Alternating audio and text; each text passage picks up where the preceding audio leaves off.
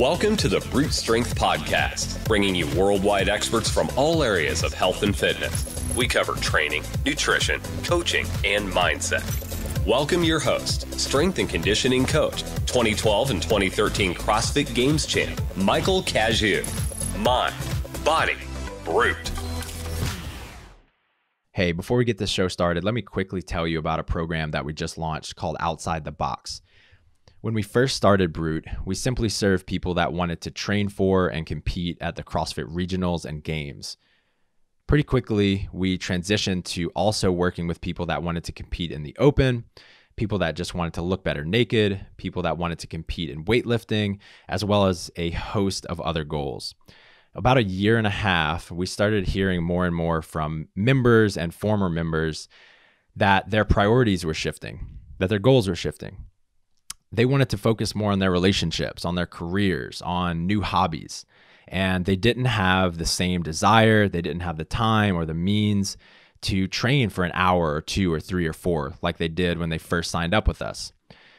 So we created this program with them in mind. Outside the Box is a 30-minute-a-day program for 5 days a week, and it requires minimal equipment.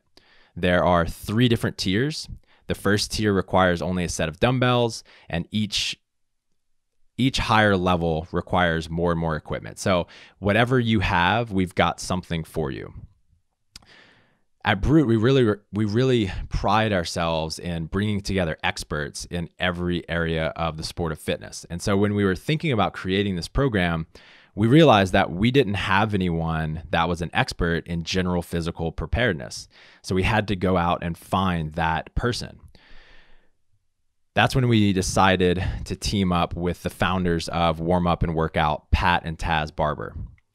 Pat has been a CrossFit level 1 and level 2 instructor, as well as a flow master for years.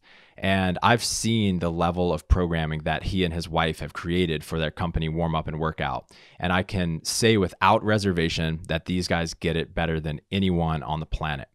So we found our experts, we created our program, and it's ready to roll. If you're the type of person that really takes his or her fitness seriously, but you also want to have the time to focus on your careers, your relationships, your personal health, and you don't want to spend hours and hours in the gym anymore, then this program is for you. If you want variety in your programming, if you want to know that you're going to continue getting fitter without having to put in the same amount of time that you're used to as a high-level competitor, then this program is for you. If you're interested, you can find out more at outsidethebox.fit. This week, I've got my wife, Adee, back on the show. Adee is the CEO and founder of Working Against Gravity, which is a nutrition coaching company that I also work in. And on today's episode, we talk all about her personal experience in nutrition over the past several years. She posted to Instagram earlier this morning a side-by-side picture of herself, one being in 2014, her weighing 142 pounds and shredded, and the other was her a few days ago weighing 142 pounds and shredded. The interesting thing about these two pictures is that she's following 2 completely different diets in the 2 pictures. And so for the majority of the episode, she shares a story that she's really never shared publicly before, which is her struggles over the past few years, finding something that she can actually stick to in this new phase of her life. She went from being a very competitive, driven athlete to moving into focusing more on her business. And she talks all about her normal human struggles in nutrition and how she eventually found something that works for her. What I think is most valuable for any of you listening is the way that she's gone about finding what works for her. Because at the end of the day, all of us are just trying to find something that we can stick to for a long period of time, rather than just sticking to a diet for 10 weeks and then failing, right? We want to find something that can really become a part of our lives. And in this episode, she really walks us through how to do that. So without further ado, Adee Cazayoux.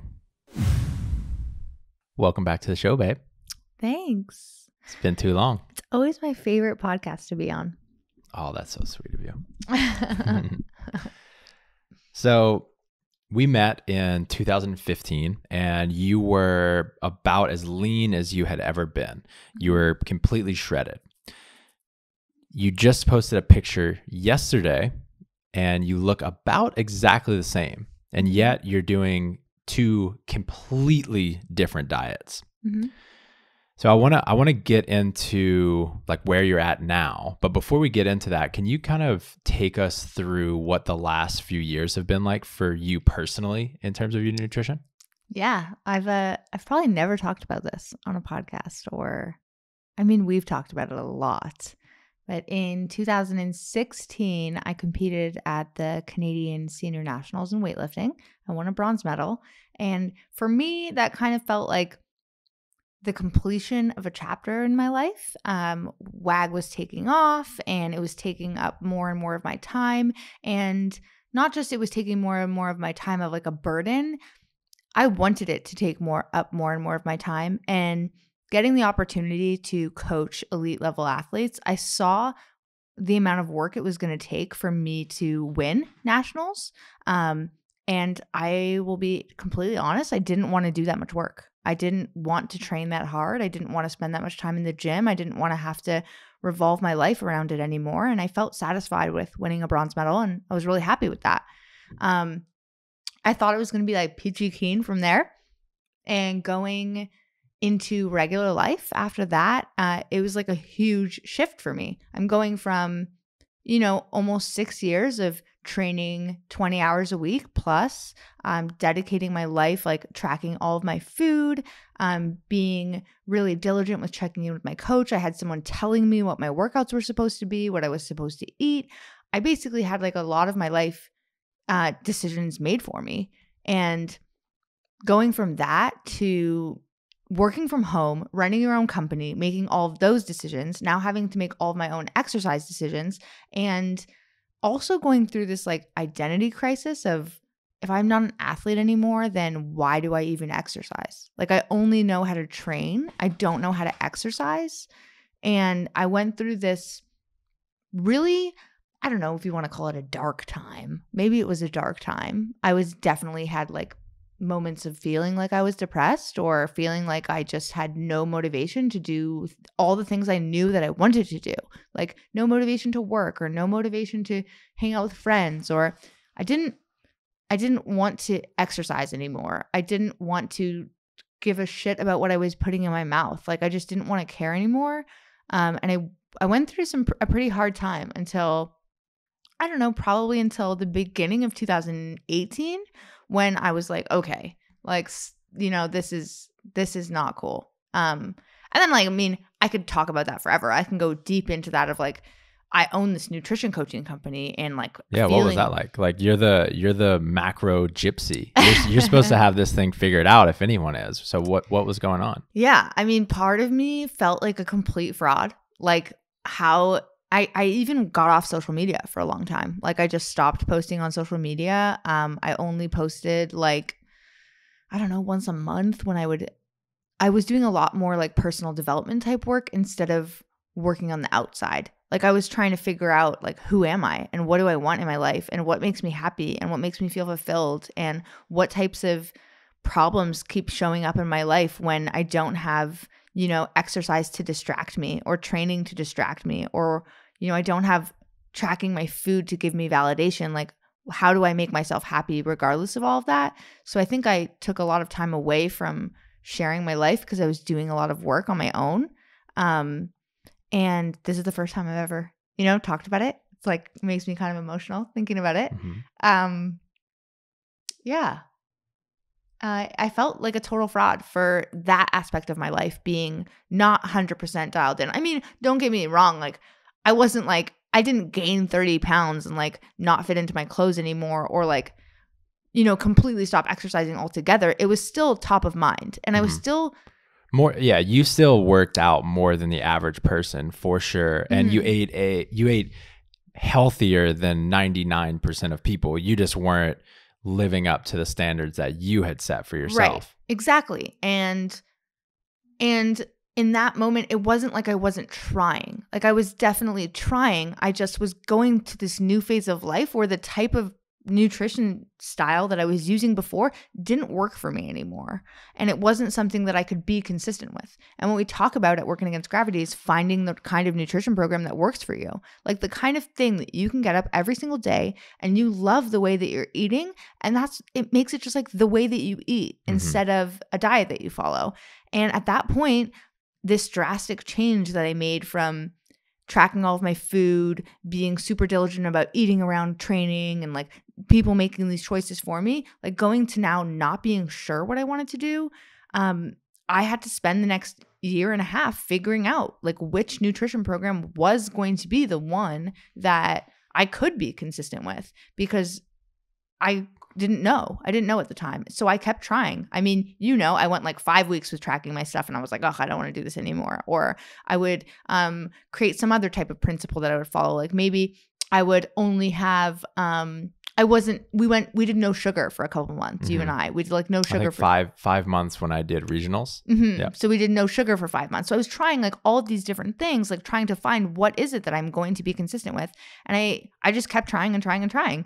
And now in retrospect, I feel like it's exactly the opposite of being a fraud. Like it's exactly what I want our members to do. It's exactly what I want every single person who joins Working Against Gravity to do is even when you're going through a really hard time or when it seems like nothing is working for you or you can't stick to anything, just to keep trying and don't just try the same thing over and over again. Try different things. Talk to people, have resources that you can turn to, and search for other ways that you can start making progress.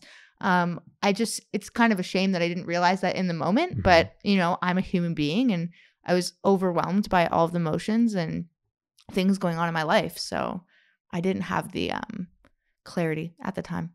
Oh, that is badass. And I've never heard you. I think you just came to that realization in the past few days because I haven't heard you say that yet. Just having compassion for yourself, struggling over the past few years. So it's really cool to see that. Thanks for sharing. So now we're going on 9 weeks of a keto experiment and you're fucking destroying it. You are crushing your nutrition so much.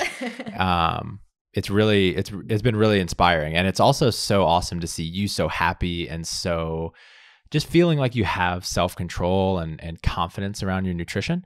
So peel back the onion a little bit. What's going on that is working so well for you in this stage of your life? Yeah. I think if I went back like 6 months before the keto experiment, so that started in January of 2019 and probably 6 months before. So like summer of 2018, you and I went to Burning Man. There is a Brute Strength podcast episode about Burning Man, and I think I can track all of the changes to that.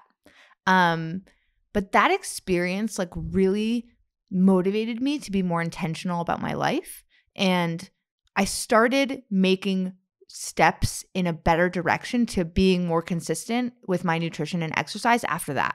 So after that, I started the 30 minutes of movement a day challenge for 180 days. I have to do 30 minutes of movement a day. If I don't do it, I have to run a marathon, which sucks. And I don't want to run a marathon, so I'm not going to miss it.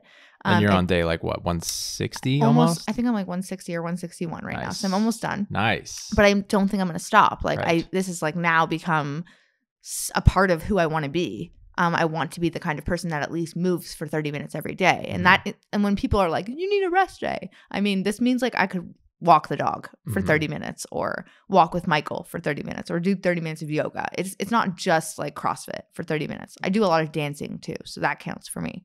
So I think that started like not being so focused on my nutrition and just doing 30 minutes of movement a day, like naturally made me more disciplined with my nutrition. And like there's so much less pressure for me. And then I started becoming a little bit more disciplined. And then in January, we knew we wanted to offer keto to our members. So in January, I was like, okay, we're not going to do this unless you and I test this for ourselves and we take this seriously. And for me, I love external accountability. Like I love when other people are counting on me or care about like checking up on my results and seeing how I do. Like, I really love that. It really motivates me.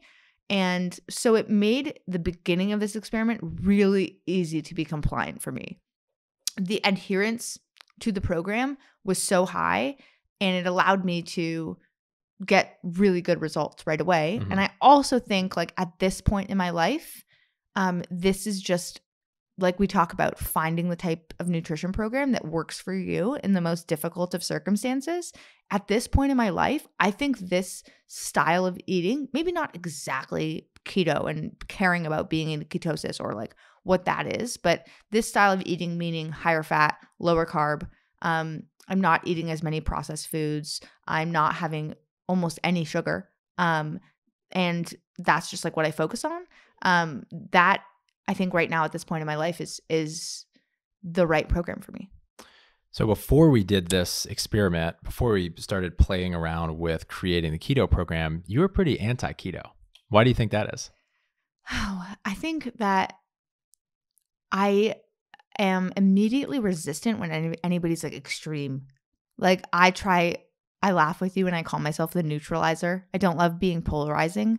I really don't believe there is like one right way or one wrong way. I don't think anyone created a diet arbitrarily that didn't work for someone. And if it worked for someone, then it could work for you if you actually follow it. It might not be right for you, but it could work for you. So when I heard keto at the beginning, like, it seemed really extreme from far.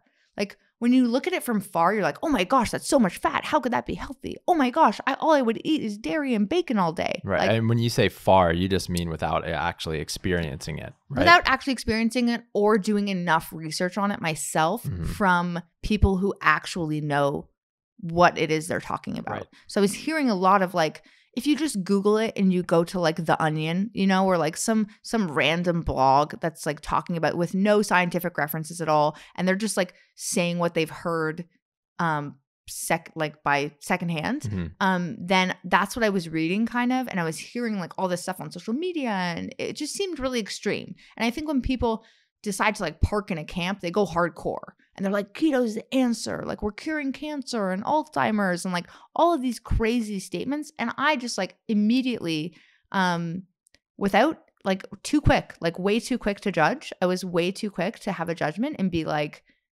no way. Like, this is so stupid. Like, this is too extreme. It's such a fad. Like, totally. I wanted to hate it. 100% I wanted to hate it for sure. So what changed? We met Anthony Gustin from Perfect Keto. And I remember meeting him and being like, he's kind of a cool guy. Like, well, you met him and you were like, he's definitely a cool guy. And I mean, whenever you tell me someone's cool, I'm like, he's probably cool.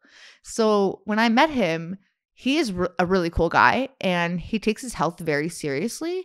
And he operates in a way that's super similar to me, like takes things very seriously, does his research, makes sure he's trying to do the right thing with all the information that he has available to him.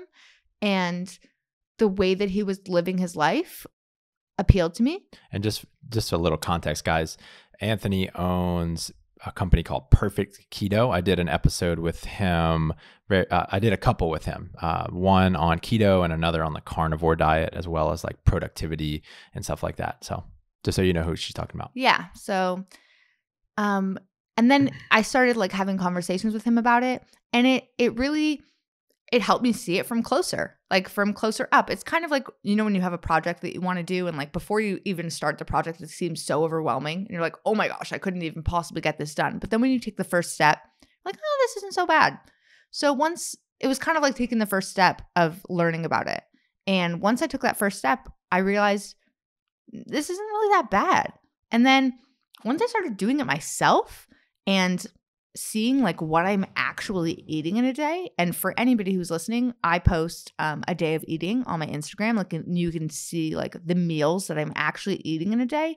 Once you actually see that, you're like, oh wait, this isn't just bacon and cheese all day. Like, this isn't just, keto baked goods, or like, it's not what the extreme haters think it is. So that's what changed for me. So you always used to pride yourself on offering one thing for one price and really, reveling in that simplicity. What was the impetus for starting something new and offering this program, offering the pregnancy program, and starting to do more things? What was the thought behind that? I don't totally consider these being new things. If we're going to, we do have some offerings now that are new things. But in terms of the pregnancy program and the keto program, and maybe one day we'll do a plant-based program or all sorts of different types of things, which we can support vegans, vegetarians already, but I'm just talking about education for those people. I don't totally consider it new things, but the impetus for offering pregnancy was once we got educated enough and felt comfortable enough, I was guaranteed. I wanted to do that from the beginning. I always wanted to help women who are pregnant. I just didn't feel confident without having BirthFit paired with us. And now that we work with BirthFit, which is a company that's amazing and they've been doing amazing work with women who are pregnant, I felt more comfortable that we were doing right by these people. And I didn't want to, that's such a vulnerable time of life.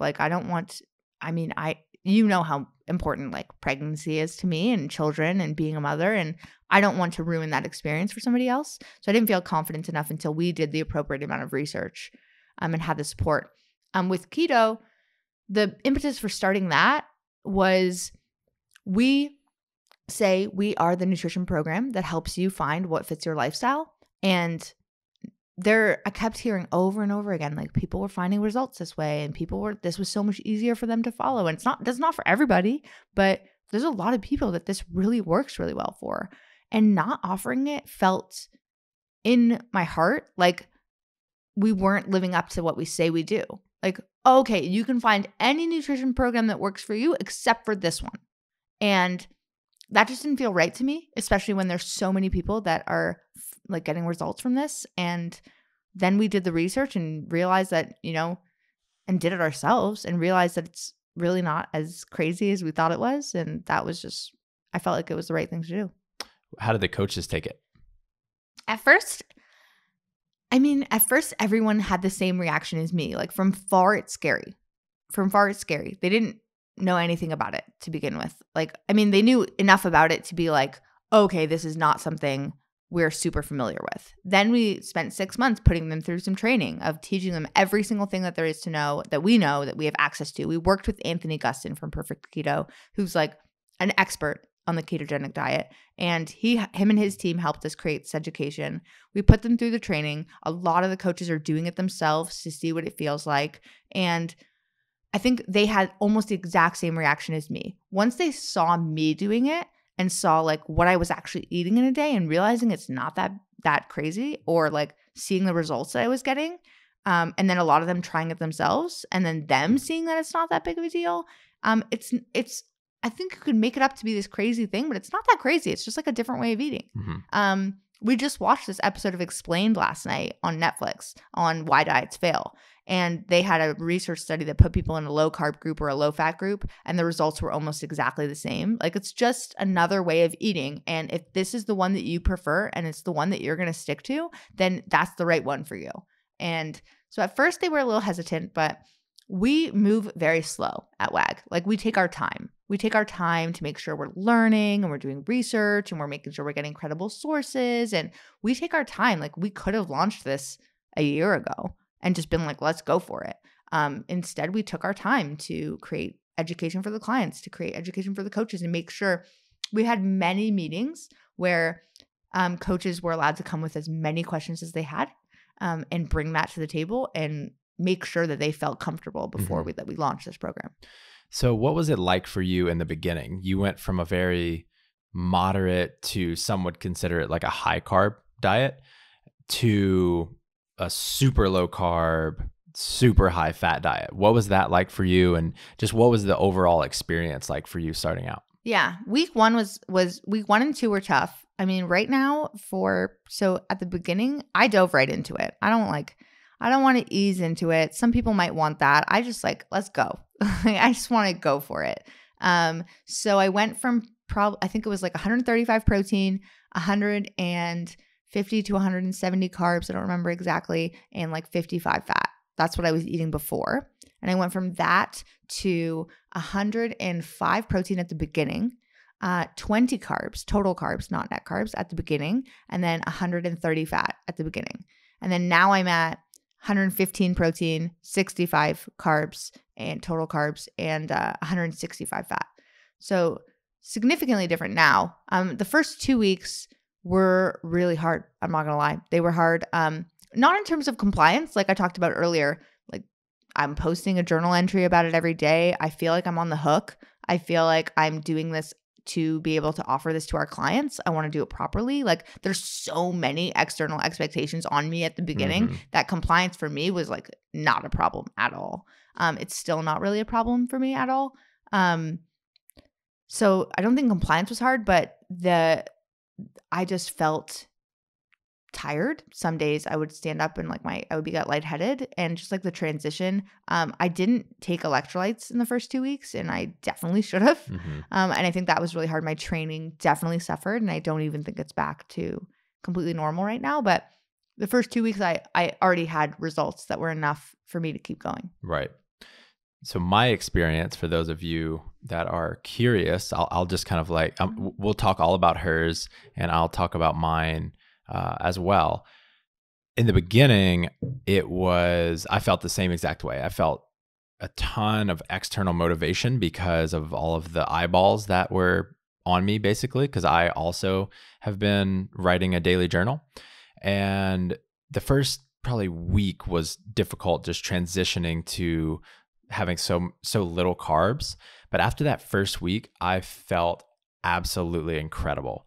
I felt this, it was almost like a film lifted from over my eyeballs or over my head. And I just felt so much clearer. I felt more relaxed. I felt calmer.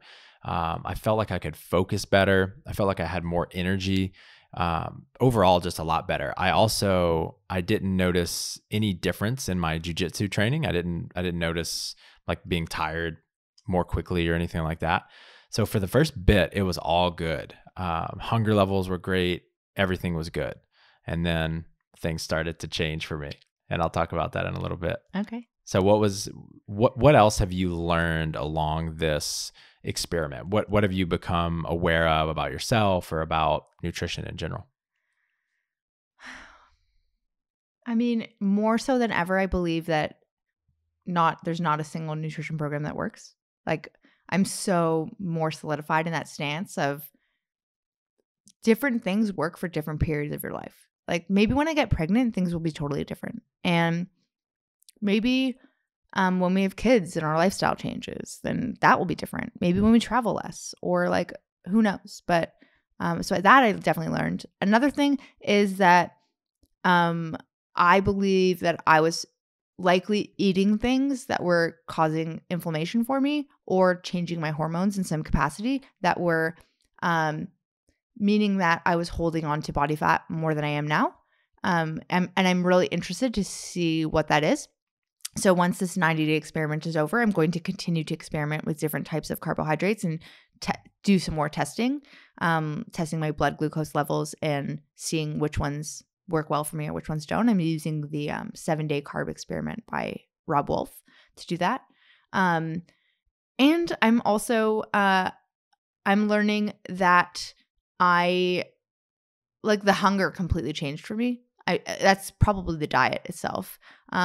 And my anxiety and my mood has really changed. But I feel like there's too many complexity of factors for me to attribute it to just this particular diet. Like it could be that I cut out processed foods and sugar, and I'm not having that much of that stuff. I'm having some, but not an incredible amount, way less than I was having before. I mean, I would have a pint of enlightened ice cream like a couple times a week for sure. So that was happening. Let's be real. It was every night. Not a whole pint every night. That definitely wasn't happening.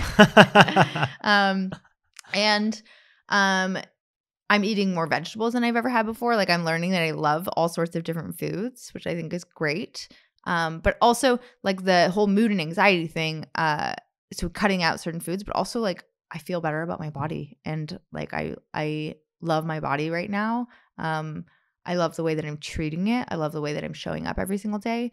And I think something that people could take away just from this, like, don't try keto. It doesn't matter. Like, if you want to, do it for sure and sign up for Working Against Gravity because we could definitely help you do that. But if you don't, one thing that I think has been really transformational for me that I think anyone could do starting today, which I've already posted this on Instagram, people are already following, but it's like, I think I'm calling it the 1 page a day challenge. And this is filling 1 page in a journal every single day about your nutrition. So for those of you that don't know, Michael and I are posting to our stories every single day a single page dedicated to the day before's nutrition.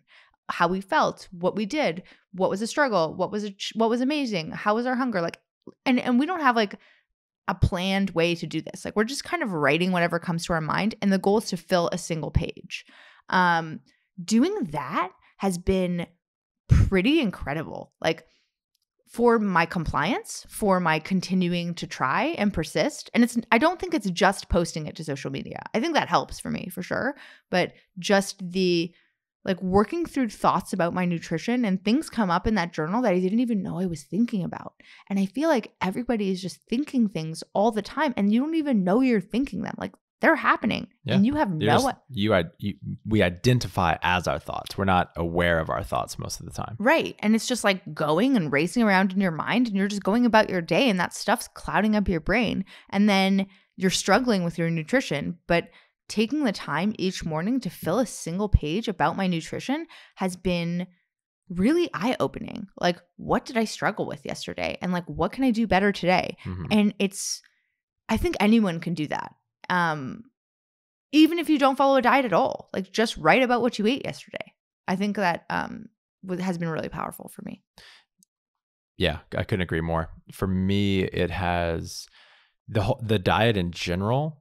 I think I don't know what it is. If it's the fact that we're writing about it, the fact that it's something so new, the fact that people are watching us writing about it. I've never had more insights about my relationship with food than the last 9 weeks. Some big ones for me that happened early on were that at some point the hunger started coming back for me, like, and it felt pretty uncomfortable. And several times I remember thinking, oh my God, I'm so starving. Like, I've got to eat something. And then I would just sit with that sensation for, I don't know, 10, 20 seconds, and it would kind of pass. And then I would realize, wait, I'm not actually hungry. I'm just tired, or I'm just stressed out, or I'm just uncomfortable, and I'm trying to replace this discomfort with a feeling of pleasure. I'm just trying to get rid of the discomfort in general.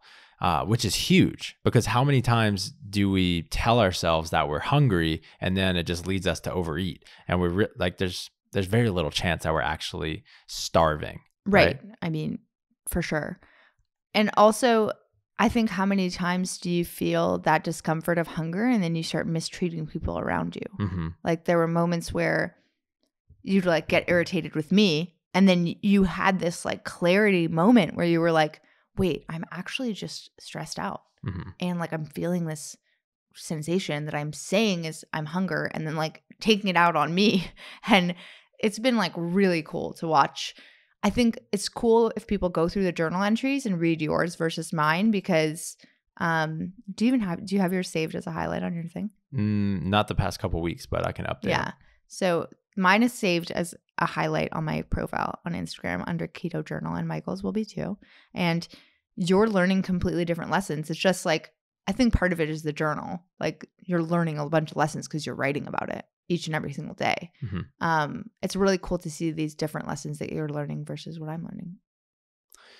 In general, the past like month, I've just been really, really struggling. And, I'll have like 2 good days where I'll hit my macros bang on. And then I'll have like 3 days in a row where I just completely blow them. And it's been really defeating over and over and over. And just like you were talking about earlier about, the goal isn't to just be perfect on your diet. The goal is to keep trying. You said some version of that. I signed up with, not signed up. I asked one of our coaches at WAG if he would start coaching me again, and I started doing that. Just as another iteration of me continuing to try to figure this thing out. And as defeating as it is, I do feel proud of myself for continuing to get back up. I don't have like an extreme amount of motivation in terms of like some external event that I'm planning for, or I don't have like a lot of weight I want to lose, but being like not having self-control around my nutrition and feeling like I'm really overeating a lot of times just leads to me feeling very sloppy. It affects my self-confidence in so many areas. It affects my ability to show up in relationships. And so I know that having someone to be accountable for is without a doubt the best way to go about just about anything. So I'm giving it another shot. Yeah. And what's cool that I think all of us could probably learn from this is, it's been like 9 weeks of not perfection for you, and you're still showing up every day. The story I talked about at the beginning from me at 2016 and all the way till the end of 2017, beginning of 2018, it took me a year and a half to figure out what I needed to do again. Like it took me a year and a half of struggling on, off, like try this thing, try that thing, try this thing, try that thing, until I found my way again. And I might lose my way again in the future. And it's just important to remember that nutrition is kind of a lifetime thing. Like being responsible for what you put in your body is going to impact you so far beyond today, and that it is hard to stay connected to that, but it is really important to remember that it's contributes to so much of your life, your mood, your energy, how you treat other people, how you treat yourself, your success at your job. Like it's all connected, and being disciplined with your nutrition is something that's worth showing up every single day and trying to figure out. Mm-hmm. So people listening, I'm sure, are thinking, okay, yeah, that sounds great. I obviously want to find the diet that I can stick to. How do people actually go about finding the diet that they're going to stick to? Well, I mean, outside of hiring a coach at Working Against Gravity, which I think we could definitely help you and support you in doing that. But if that's not an option for you, my best piece of advice would be, I love the concept of, I call it aiming low, but just think about your goals, and don't just think about like, I want to lose 15 pounds. Think about a little bit more than that. Michael, you could probably even talk to this more than me, but you're the one who taught me this, of having an outcome goal is really great, and it lights the fire and it gets you super motivated, but it's easy to disconnect from. What's an outcome goal? An outcome goal, like I want to lose 15 pounds, or I want to win the CrossFit Games, or I want to something that is far in the future that is most often partially outside of your control. I want to have abs. I want to hit PRs in the gym, that type of stuff. And taking a step back from that and think for a second about like what kind of life do you want to live? What do you want your day-to-day life to look like? Because at the end of the day, achieving that outcome goal is awesome, but without living the life that you want to live and all that comes with that, it's not a guarantee for happiness, and it's not a guarantee for success and feeling successful. Once you hit that goal, most often you just set a new one. So that's like a never-ending thing. Human beings just like want to strive and improve all the time. Instead, really diving into, okay, what kind of life do I want to live? What kind of habits do I want to have in my life? So how often do you want to exercise? Do you want to cook your own food? Do you want to eat mostly whole foods? Do you want to eat out at restaurants less? If you think about like the kind of habits and behaviors, how do you want to treat other people? How do you want to feel about your body? That type of thing. When you think about that, then you can take a step back and be like, okay, what is one action step I can take? Just one action step I can take that when you think about it, it's like, that's something I'm not doing right now, but it's a really easy thing and guaranteed for me to achieve. Because you taught me this, and this was like one of the biggest light bulb moments I've had in the past years, like a bunch of years, of when you start something and you're trying to be disciplined, it's really hard. And so what you have to do at the beginning is protect your integrity and confidence with yourself with like ferocity. Like you need to make sure that you protect your integrity with yourself, which means maintaining the commitments that you make to yourself as that's of utmost importance, because the worst case scenario is when you stop trusting yourself and when you don't believe that you can maintain the commitments that you've made to yourself. So you stop making commitments altogether. So the easiest way to do that is to pick a commitment that's like so easy to achieve. And for me, what started in like an example of this, what started last year in the summer of 2018 was I made this 180-day, 30 minutes of movement a day challenge. When I thought about it at the beginning, I was like, this is a joke. Like 30 minutes of movement a day, it's just a walk. Like I could just walk. I could just do anything. Like it's so easy. And I really wanted to add to it. I wanted to be like, no, 3 of the days will be lifting. 1 of the days will be CrossFit. I wanted to make it more complex, but I just trusted my gut and was like, no, this is probably the only thing I could be consistent with right now. And I can pretty much guarantee it because like it's so easy for me. And that led to being more consistent and disciplined with other things. And through just being disciplined with one thing, a really small, really easy to follow action, a couple things start to happen. 1, you start getting more confidence and trust in yourself that you can add on to that. 2, you become more disciplined in one thing automatically makes you more disciplined in other things. So in order for me to move for 30 minutes a day, I had to find the time to do that, which means I have to arrange my schedule and become more disciplined with my schedule. And then if I could become more disciplined with my schedule, I have to make sure that work doesn't leak into my 30 minutes of movement. And then that ripples and ripples and ripples from there. It could be as simple as making your bed in the morning. If you make your bed in the morning, you have to wake up with enough time to make your bed to get to work on time or to get to wherever you need to go on time. So that's the second thing that happens. And then the third thing is that you start learning things along the way. Like you're paying attention to something which brings awareness to it and all the things around it. And I think that's like a great place to start, of just pick one thing and go from there. Stick to it for 2 weeks and then see what happens. What are some of the biggest risks for people or mistakes that people make when trying to find that diet that they can actually make a part of their life rather than just a diet?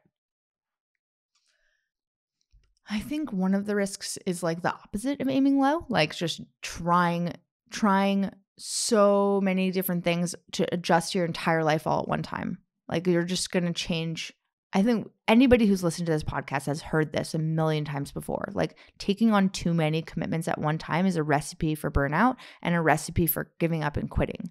So if you've never tracked your food before or never worked with a coach before and never had support and you're just like, I'm going to weigh and measure every single thing I'm eating. I'm going to be perfect keto when I was like super high carb before, and I'm not going to do any research about it. I'm not going to learn anything about it. I'm just going to dive in.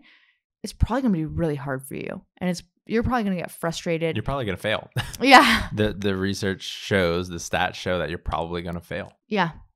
So that's the risk. And just like when you go into something like at the beginning, we all have more energy and we're all more motivated, and you're willing to do more work at the beginning than you're willing to do long-term. Mm-hmm. So another direction that you're going now is coaching coaches and coaching gyms. Mm-hmm. What's that like? What's it like all of a sudden having all of this complexity in your company? So that whole thing, that's where the complexity comes in of I don't just offer one thing anymore. I think one of my strengths as a human being is to see when something a belief is no longer serving me and let go of that belief and adopt a new one. And once I realized that we could coach coaches, and once we had the demand for affiliates that wanted to have nutrition coaching in their gym and that we could provide that with very high quality, it made no sense to only offer one thing. And I just let go of that belief and adopted a new one. And the new one is that we can help all these people because we're probably the best people to help these people, this is our community. We love the CrossFit community and we want to help people get results and change lives and retain members at your gym and help them get the results that exercise alone probably can't do. Mm-hmm. what is it like for the increased complexity? I mean, it's a little bit more stressful. I'm working harder than I was, for the past, before we offered the coaching certification and before we offered the affiliate program, I could probably cruise for a while. Things are rolling. We have systems in place. We've been doing this for 4.5 years. Like, it's been a long time. We're getting results. We collect feedback. We're constantly improving. Like, I could be in that space for a really long time. This kind of feels like it did at the beginning, like 2014. It's a little bit clunky. We're like figuring things out. We're making mistakes. It's taking up like a lot more of my mental energy, and it's a little bit more stressful, but I know that this is the right thing to do. And we're making a much bigger difference than I ever imagined. So now you're basically creating your own competition. You're creating other coaches that can now coach online, remotely, as well as licensing out everything that WAG does to gyms. Why do that? Yeah. So I guess I'll take a step back and explain what it is we're doing. For those of you who don't know, we now offer a coach certification, which actually we've only offered to 50 people. And we're only offering to 50 people at a time so that we can make sure that we're doing this effectively and in a way that's like user-friendly. So that's putting people through the exact same training that our coaches go through. And then the affiliate program that Michael's talking about is anyone who owns a CrossFit gym or a brick and mortar CrossFit gym, and you're looking to put— or just a gym facility of some sort. Just a gym facility of any sort. If you want to offer nutrition coaching in your gym, we will give you basically everything we do at WAG. We're going to take one of your coaches, or you, if you're the owner yourself and want to be the coach, we'll teach you exactly how our coaches do what they do, put you through the training. We'll give you all the marketing material that we have, all the emails that we send to our clients. We'll give you access to our software. You can use our software to coach your people. And we're basically teaching you how we created WAG so you can do that for yourself in your community. And the question was, why did we decide to do this? Why create your own competition? I really believe in abundance, and I think that there's so much out there to go around. And I feel like there was this need, like I would go to gyms and I'm the nutrition girl, right? So everyone talks to me about nutrition. And what I would hear that people are doing in their gyms is like a 30-day paleo challenge or a 30-day challenge of some sort, or like a seminar. And from our experience over 4.5 years, we can see that works for like some people. And then for the majority of people, they need some level of accountability over time in order to feel like not overwhelmed. And because changing your nutrition is a really big thing. Like, it's so tied to so many different aspects of your life. And making that kind of change requires a lot of help for a lot of people. So the gyms, it's not like they didn't want to offer that kind of help. They just didn't have a system that worked, that wasn't so time consuming to put into place. And we have that system. And I just feel like it's a disservice to people that, could make a bigger difference. And I want to make a big difference. Like, I want to make a huge impact. I want to help people all over. And I know that what we do is really amazing. Like, I think there's a ton of amazing nutrition programs out there. I'm obviously biased, and I think ours is amazing, like the most amazing. But I'm not going to say that we're the best in the world, but like, we are very, very good at what we do. Our feedback is consistently super, super high. People are getting tremendous results. And if we really do want to help as many people as possible, then this just was like a natural next step. So at this point, there are really so many options for people in terms of nutrition coaching education out there on the interwebs. What sets WAG apart? I think what sets us apart, and what I think makes us different and special and unique, because we are, is that we really try to take into account that that concept of aiming low, like what is the next step that's going to make a big difference in someone's life? And it doesn't have to be any particular way. Like we're not here to say this is what is going to work for you and this is what is not going to work for you. We teach people how to read between the lines, how to get to know your clients, how to build a great first impression. Like we have a whole chapter on a first impression, how to ask good questions, how to be curious, when not to say things. Like when is it just like you could get a client that has like 35 changes that they should make to their life and that would improve their life. How do you know which one to choose? How do you know how to tell them to change? How do you build relationships with your clients? How do you get them to trust you? A lot of the psychology behind like what struggles are you noticing and how to support them to get through those obstacles. I think what also makes us different is our training course is not entirely automated, which a lot of nutrition courses that I've been through, it's like multiple choice exams after you read a textbook and go through their material. And a lot of those programs are amazing. Like, don't get me wrong. I think that's really great. What we want to do, because we really want to help with this human element of helping people work through difficult scenarios. And a huge part of our certification is difficult client scenarios. And then you're going to respond with how you would manage this difficult scenario. And then one of our coaches, our head coach actually, Yvette, who's incredible, she is going to personally, or a member of her team is going to personally review what you wrote and give you feedback on it. And then maybe ask you to do it again. And not only that, like I think that's exceptionally unique. Not a lot of programs have that actual one-on-one contact, but you also get a level of mentorship through being through this program. Just today, someone posted in our affiliate program, they're like, I have this client that's really struggling for XYZ reasons, and posted like some basic information about what's going on. And all of our coaches, like we have 30 coaches at this point, all of our coaches like are on that, like dogs on cheese, like they're just like ready to get in there and help. And you're getting ongoing support while you're coaching your people. We are going to help you when you're struggling. You have a client that's, you don't know how to handle the scenario. Like you don't know how to pay your coaches. You don't know how to manage your business or to market. Like we want to help you figure that out. So it's kind of like a mentorship program, not just a certification and then bye, we don't want to talk to you ever again. Dogs on cheese? Dogs love cheese. But you made that up just now. Yeah. Well, just because we gave Otis cheese just like right before this. So amazing. Awesome. If people are interested in either one of those programs, they're not on the website. How can they go about finding them? Well, I mean, you're in charge of the affiliate program. You can tell them. Either of those guys, you can just email info@workingagainstgravity and you'll be routed to the right spot. Let's finish off with talking about your dance a little bit. Oh, I didn't know we were going to talk about that today. Tell me about your experience.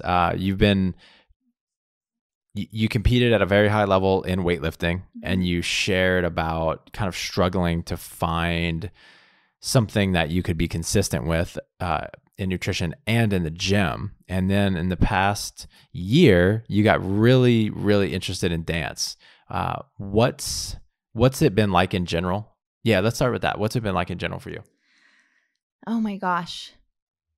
Well, when you are an adult and you change sports, the level of options for sports to start that are like relatively easily accessible in terms of being able to practice often is kind of small. And when I thought about it, like I love, like you, having a physical practice to master. So I didn't want to just exercise. I mean, I love exercising, but I also want something that I'm getting better at. And I knew that wasn't going to be CrossFit, and I knew that wasn't going to be weightlifting. I'm going to do CrossFit for exercise probably for the rest of my life. Like I love it.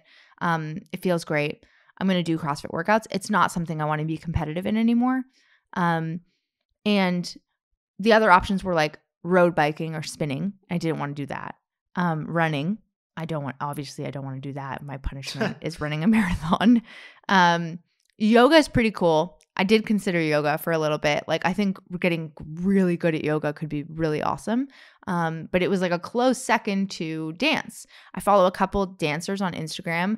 guys, if you don't follow her, Jadebug98, I think, she is like just next level amazing. Like so obsessed with her. Same with a girl named Delaney Glazer. Like I just watch their videos. Like I get so hypnotized by their videos. Like they're so beautiful. The way that they can move their body is amazing. I mean, they've been doing it their entire life. So I am nowhere like I'm in beginner classes. Like these people are dancing with like on tour with people. And it was just something like I always just really wanted to be good at. And what is it like? Well, what it's like now is very different than what it was like at the beginning. The first, I don't know, 6 months. So let's say it was like from the beginning of 2018 to this summer till before we went to Burning Man. I went to probably 5 classes, like 5 total classes, because every time I would go, I would just be like so frustrated. I couldn't even dance. Like I was so focused on getting the steps properly that I couldn't even do what I feel like is dancing. Like I was just trying to get the steps. Like I was way more in my head than in my body. And that was just frustrating. Like I felt like I looked stupid. I was just like, man, like I don't want to look like an idiot. Like it's a really vulnerable thing to do to dance. Like you're moving your body. It's like, it's a form of self-expression that's really vulnerable. And so I just stopped going. Then Burning Man happened again. It was like a trigger for a lot of things for me. And I just like was like, I had a conversation with a dancer and I don't remember who it was. And it might've been at Burning Man. And she said to me, every single person in dance class is only looking at themselves. Like when the mirror's in front of you, nobody is looking at you. They're only looking at themselves and they're only judging themselves. And when you look at someone who's just going for it, you're never thinking in your head like, oh, that's embarrassing. Or if you are, like you're not a very nice person. So like this, whenever I see somebody who's just like going for it, I'm like, good for them. Like that's so freaking awesome. And I think that was like, it made me feel so much more comfortable to just go and just give it my all. And it took me probably 3 months of going to like 3 or 4 classes a week. Sometimes I went to like up to 8, but 3 or 4 hours of dance a week on a regular week. And then I finally felt like I could dance. I can get like 70% of the steps and I can feel like I'm in my body and I can just move to the music instead of being so worried about getting the steps right. And if I didn't get a step perfectly, I could just like catch up where like the next beat was. It has been one of the best things for my mental health, for my confidence, for my feeling sexy, for I mean, it's probably improved our sex life, probably. A little bit. I feel just like sexier. I feel excited about something again. I love it. I love it so much. And then 2 weeks or a week ago, you signed up for, well, about 2 months ago, you signed up for a performance that you did a week ago. Why did you do that? And what was that experience like? I signed up for the performance because I was at the hairdresser and I was talking to her about doing dance. And then one of the other hairdressers was like, oh my God, do you know Cerise from Sass and Strut? And I was like, no, what's that? And she's like, oh, it's these women empowerment. It's like a series where you go to dance classes and you learn the same dance over and over again for 6 weeks straight. And then you perform. And I was like, man, that sounds terrifying. And that was like, I should probably do it. And when I go to dance classes, I only learn like 45 seconds of a dance and I don't learn that dance ever again. So the idea of doing the same dance over and over again really appealed to me so that I could actually like improve and like get really good at this one particular dance. It also put a lot of pressure on me to practice at home. I had never practiced at home outside of this performance. I'd tried a couple times to do some YouTube videos and I think I might feel more confident doing that now than I did before, but it really lit a fire under my ass to get practicing and get better and try. Because I didn't want to show up and be on stage and dance in front of people and look stupid. That's like the ultimate. That's like the ultimate humiliation. So I had such high motivation to do that, and it was the best feeling I've ever felt in my whole entire life. Like I seriously believe that. The rush, like my heart beating outside of my chest, and like the whole crowd was cheering. And I like to say, I talk to all the games athletes that I work with have asked me about the dance, and every one of them, I'm like, I bet you it's just like being at the games and like winning a workout, or like even just competing in a workout, and the whole crowd is cheering for you, except it has none of the suffering, like none of the pain, none of the suffering, none of the like, oh my gosh, I want this workout to be over. It's like, I want this to last forever. Oh, that's amazing. And it was such a pleasure to watch you in your element and really pushing yourself. Yeah, thanks. What effect has that had on how you view yourself since then, if any? I mean, it's the same thing that dance has been doing for me the whole time. I just like feel really confident, and I feel more comfortable in my body, and I can't wait to do it again. Like I want to perform again. Like I think that was just such a rush. Awesome. And I think it's a really good lesson for anyone with any sort of goal to, occasionally give yourself some form of external motivation. You probably already know this, but if you don't, intrinsic motivation, right? Like you doing things for yourself is almost always going to be more important, especially long-term. But that doesn't mean you shouldn't set yourself up to have some external motivation as well. So sign up for an event, sign up for a performance, sign up for some sort of challenge, something that puts you on the hook to compete or to just give it everything you have in some capacity.